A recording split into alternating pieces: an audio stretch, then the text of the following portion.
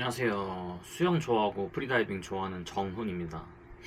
제가 제주도의 바당 1807이라는 게스트하우스에서 3달간 스텝 생활을 하면서 바다 수영을 정말 많이 했어요. 거기에 이제 사장님도 수영이나 잠수를 굉장히 잘하시고 같이 즐기면서 배우고 같이 했습니다.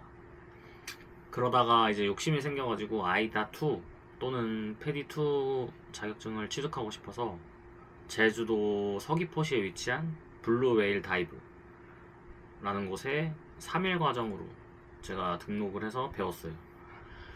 전 처음부터 스태틱은 3분 4초 정도로 나름 긴 시간에 숨을 참았었고 다이나믹이나 덕다이빙 이런 거는 어느 정도 다 할 줄 아는 상태로 왔습니다.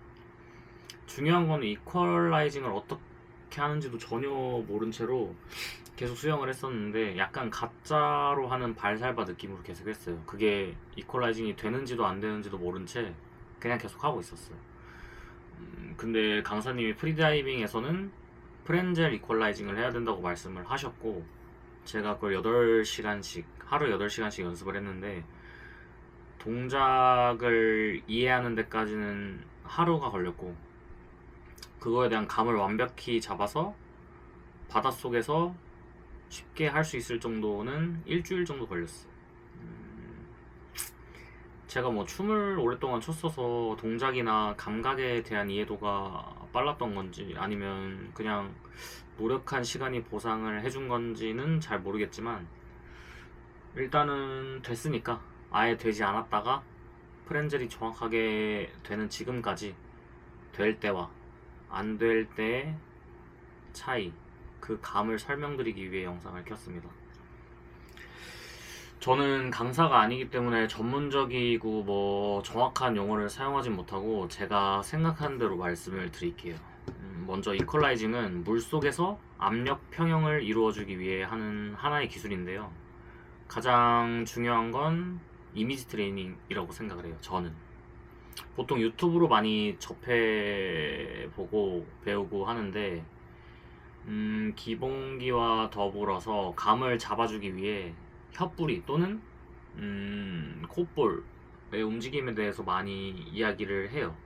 네, 근데 계속 그 설명을 들으면서 초점을 계속 콧볼이가 아니라 혀뿌리 아니면 콧볼 쪽에 초점을 잡으면 결국에 실패를 하더라고요. 저도 그랬어요.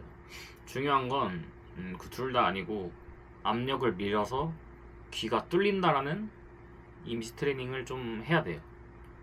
당연히 처음 할 때는 혀뿌리의 움직임도 알아야 되고 프렌젤이 되는지 확인하려면 콧볼이 빵빵 이렇게 올라오는 거를 확인을 하겠지만 결과론적으로 그거 두 개가 정확히 된다고 해서 프렌젤이 된다고는 장담할 수가 없습니다.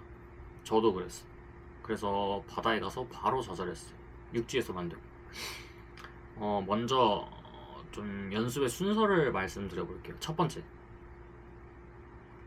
코 막은 후에 혀 끝을 입천장에 대는데 그 앞니 바로 뒤에다가 대세요. 그리고 코에 힘을 줘보세요. 코.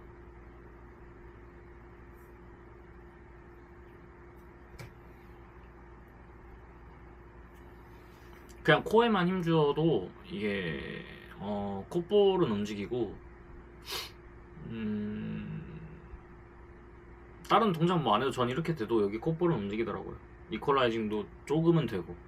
근데 이게 바닷속에 들어가서 거꾸로 이렇게 들어가 있으면 이퀄라이징이 전혀 안 됩니다. 이거는 지금 프렌즈를 하고 있는 게 아니에요. 그냥 코에 힘주고 있는 거예요. 두 번째는 으 소리 하다가 윽 소리로 혀뿌리가 힘을 줘서 딱 막는 느낌을 알아야 돼요. 목을 막는 듯한 느낌? 네. 그래서 첫 번째 여기 코 막고 혀 끝을 입천장 앞니 뒤쪽에 대서 코에 힘을 주는 연습을 첫 번째로 하고 그 어느 정도의 감을 익혔으면 으 하다가 윽 했을 때 혀뿌리가 목을 막는 그 느낌을 익혀야 돼요. 그런 다음에 1번에서 한 자세 혀 끝을 입천장 앞니 뒤에 대고 읍 발음할 때 혀뿌리 막는 동작, 그 두 개를 같이 하는 거예요. 1번이랑 2번을 같이. 제 기준으로 지금 이거 할 때 혀 끝, 혀뿌리 둘 다 힘을 계속 주고요. 혀 전체가 입천장을 감싸 공기가 빠져나가지 못하게 해야 돼요. 저는 그래요.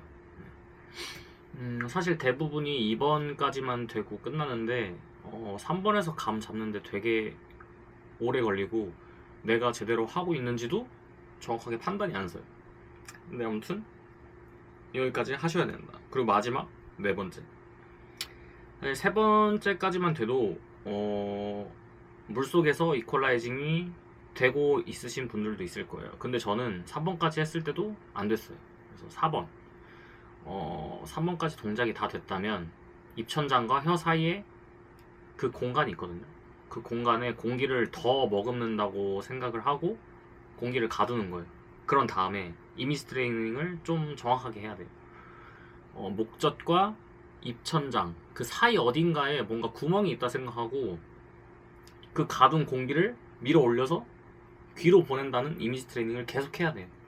뭔가 자꾸 콧볼 이쪽에 힘준다라고 생각하면 전혀 안 되고 귀로 보낸다 약간 이런 이미지 트레이닝을 하면 전 되더라고요. 그 막 계속 이론적으로 설명하는 걸 뭐 어쩌고 저쩌고 하는데 저는 그 용어가 어려워서 그렇게 막 정확하게 듣지 않았고 그냥 제 눈 감고 감각으로만 익혔어요. 그래서 귀로 간다는 생각을 계속 해주셔야 돼요. 네.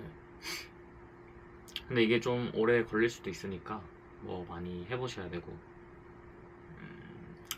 근데 이 4번을 하지 않으면 물속에서 뒤집어져 있을 때 이퀄라이징이 진짜 안 됐어요 저는. 네. 근데 이 공기를 좀 더 머금으라는 건 강사님이 나중에 알려주셨어요. 분명히 내가 육지에서 너무 잘 되는 것 같고 물속에만 들어가면 프렌즈를 못해. 그럼 너가 좀 밀어낸 압력이 약한 것 같으니 공기를 좀 더 가둬서 더 세게 밀어봐라 약간 이런 말씀을 해주셔서 거기서 좀 팁을 얻었던 것 같아요. 거꾸로 뒤집어져 있을 때 이퀄라이징이 되는 순간과 안 되는 순간의 차이는 혀뿌리의 움직임을 안다고 가정했을 때 내가 이미지 트레이닝을 초점에 코에다가 두는지 귀에다가 두는지 그리고 입천장과 혀 사이에 공기를 머금을 수 있는지 이 차이에 따라 좀 달린 것 같아요.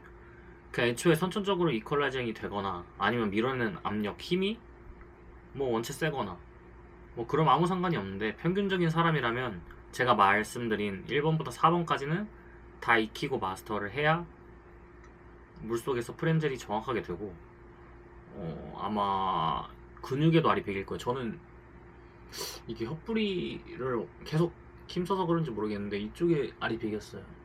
그 이퀄라이징 할 때 보면 여기가 움직이거든요.